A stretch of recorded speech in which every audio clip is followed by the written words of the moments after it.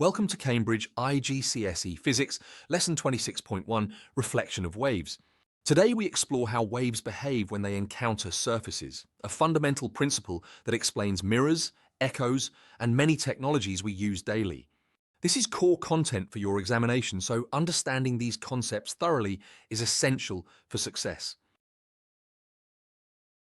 Let's examine our learning objectives for today. By the end of this lesson, you will be able to, first, describe how waves undergo reflection at plane surfaces.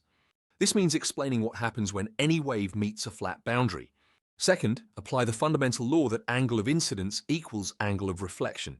This mathematical relationship applies to all wave types. Third, use ripple tanks to demonstrate wave reflection experimentally. This develops your practical skills for assessment objective 3. The assessment focus combines understanding wave behavior with experimental techniques, both essential for examination success. Now let's define our key vocabulary precisely. Each term is essential for understanding this lesson. First, reflection means a wave bouncing back from a surface boundary, changing direction but maintaining its properties. Second, plane surface means a completely flat reflecting boundary or mirror, with no curves or irregularities. Third, angle of incidence means the angle between the incident ray and the normal line. Fourth, normal means the perpendicular line drawn to the surface at the exact point of reflection. Remember crucially, all angles are measured from the normal line, never from the surface itself. This convention prevents confusion and ensures accurate calculations. Let's explore our fundamental principle, the law of reflection. This states that all waves obey the same reflection rule, whether light, sound, or water waves. The law states the angle of incidence equals the angle of reflection.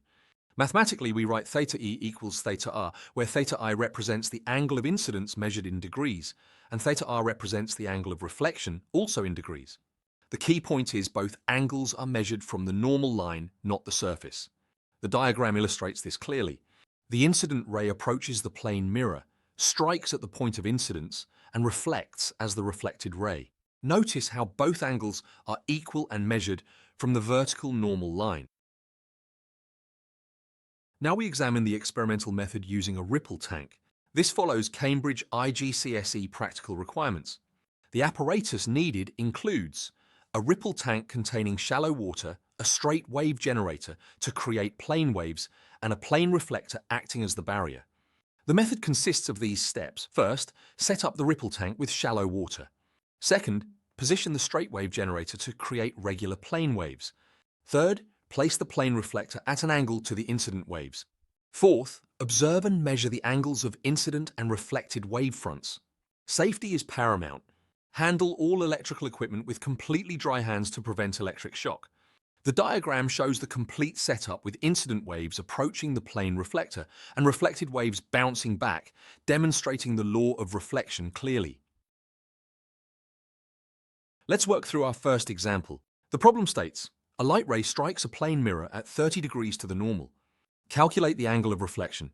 We are given the angle of incidence, theta I equals 30 degrees. We need to find the angle of reflection, theta r. Step 1. Write the law of reflection. We use the fundamental law which states theta I equals theta r, where theta I is the angle of incidence and theta r is the angle of reflection. Step 2. Substitute the known value. We write 30 degrees equals theta r. Step 3. Solve directly. Therefore, theta r equals 30 degrees. Step 4. State the answer. The angle of reflection is 30 degrees. Note that this law applies to all wave types, not just light waves. Example 2 demonstrates experimental verification. The problem involves sound waves reflecting from a building wall, showing reflection applies beyond light. The data shows incident angles varying from 0 degrees to 60 degrees. Now we analyze systematically. First, plot incident versus reflected angles on a graph. This creates a visual representation of the relationship. Second, identify the linear relationship pattern. Looking at the plotted points, we see they form a straight line through the origin. Third, calculate the gradient of the line. The gradient equals change in y divided by change in x, which equals 1.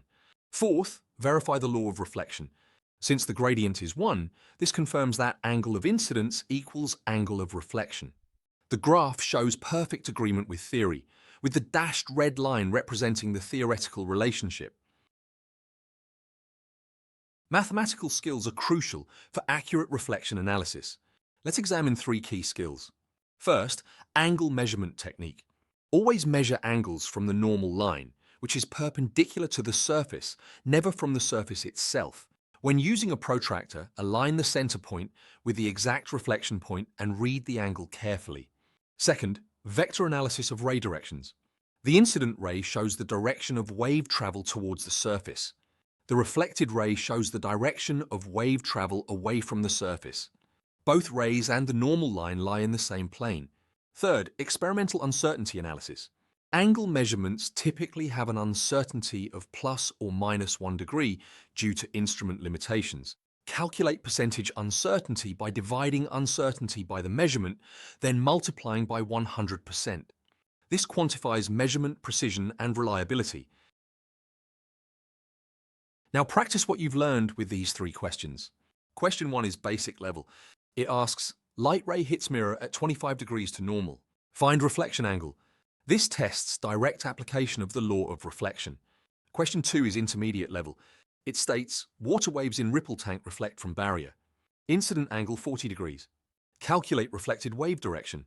This requires you to apply reflection concepts to different wave types. Question 3 is advanced level.